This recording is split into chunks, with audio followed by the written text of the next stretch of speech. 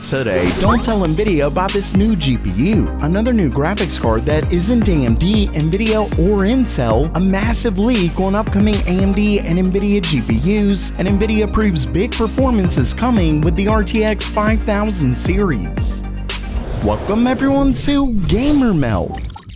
First up for today, Nvidia is about to be really upset when they find out about this new GPU. In a new video from Tech Lab, a very strange GPU is shown off at Computex. As you can see right here, they show an RTX 3070 with 8GB, which is obviously nothing new, but they also show an option for a 16GB variant.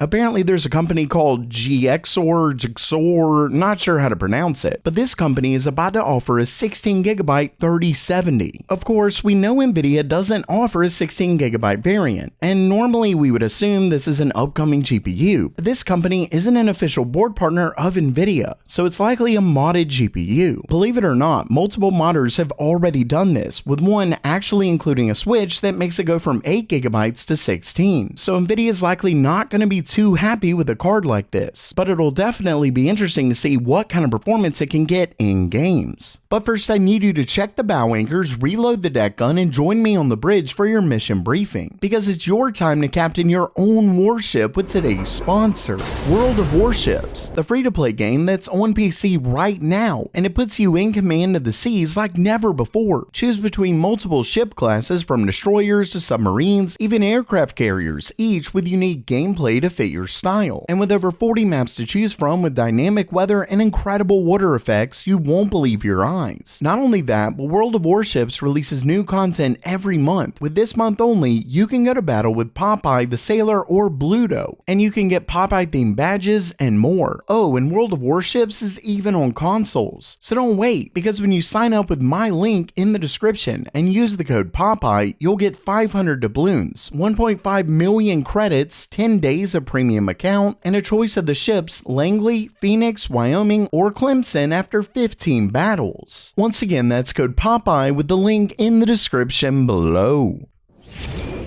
Next up for today, the Chinese company More Threads recently announced a brand new GPU. For those who don't know, More Threads is one of the only companies right now besides AMD, Nvidia, and Intel that are making GPUs. This time, they announced a more mid-range card called the MTT S70, and it's a cut-down version of the S80, but it's a really interesting launch in and of itself. For one, because it actually includes 7GB of GDDR6 memory. That's a pretty big drop from the 16GB of the MTT S80, but it's also strange to use an odd number for memory. Still, it's a fairly impressive GPU, all things considered. The card comes with 3,584 cores and is clocked at 1.6 GHz. This ultimately gives it an FP32 compute performance of 11.2 teraflops, which is actually really close to the 3060. Of course, as we've learned with Intel, one of the biggest hurdles when it comes to graphics cards isn't the hardware itself, but the optimization. The drivers are simply a monumental task that take a ton of developers' time. And ultimately, AMD and Nvidia are going to be miles ahead of any new company. Still, it's interesting to see new competition enter the market, and it'll be fun to see how well it performs. Next up, we have a huge leak that comes from a new video by Red Gaming Tech. In it, he actually goes over a bunch of new GPUs from both Nvidia and AMD, and he goes over everything from specs to even price. Starting things off, we have AMD, which as you can see, he goes over quite a few models, starting with an 8 and 6GB RX 7500 model, both with 28 CUs, which isn't a very big drop from the 7600, though the 6GB model could come with 24 CUs. The cheaper model comes in at $199, with the 8GB model at $229.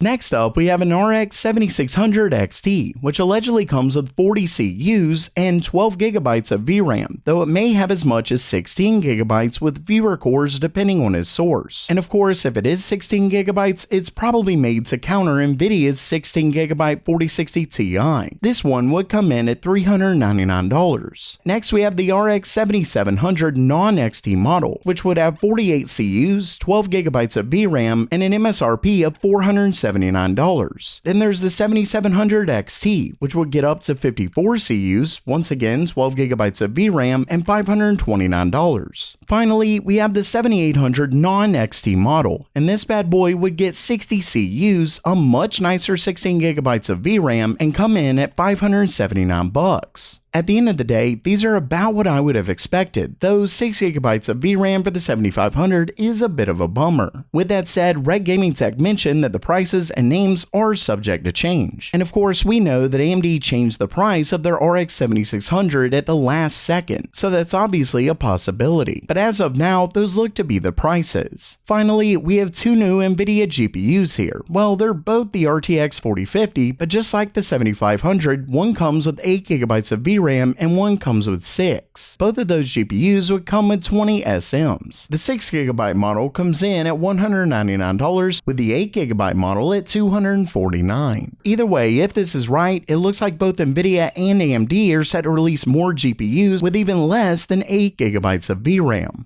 Great! And lastly for today, Nvidia actually gave us a hint at both performance and release for Nvidia's next-gen RTX 5000 GPUs. During their Computex presentation, Nvidia actually shared this slide, which is a roadmap of their GPUs, and it shows one new architecture called Hopper Next. Now, just like what we saw in the older roadmap, Nvidia lists Ampere next and then Ampere next.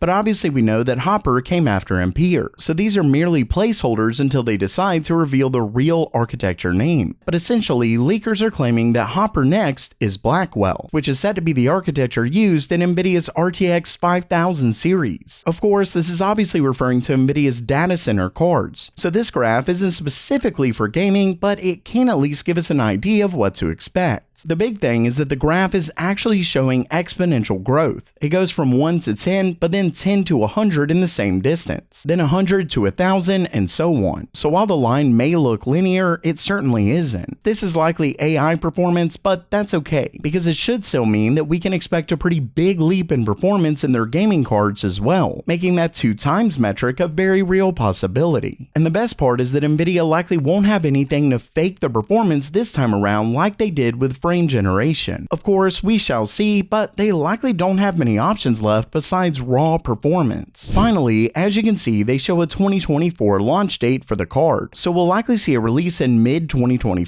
with the 50 series coming in late 2024. Either way, Nvidia's next gen is looking extremely promising, as long as they can keep the prices at a reasonable level. So while that does it for today, are you waiting for Nvidia's next-gen cards, or are you just wanting something lower in this generation? Let me know down in the comments below. And don't forget to check out World of Warships down in the description below. And as always, have a great day.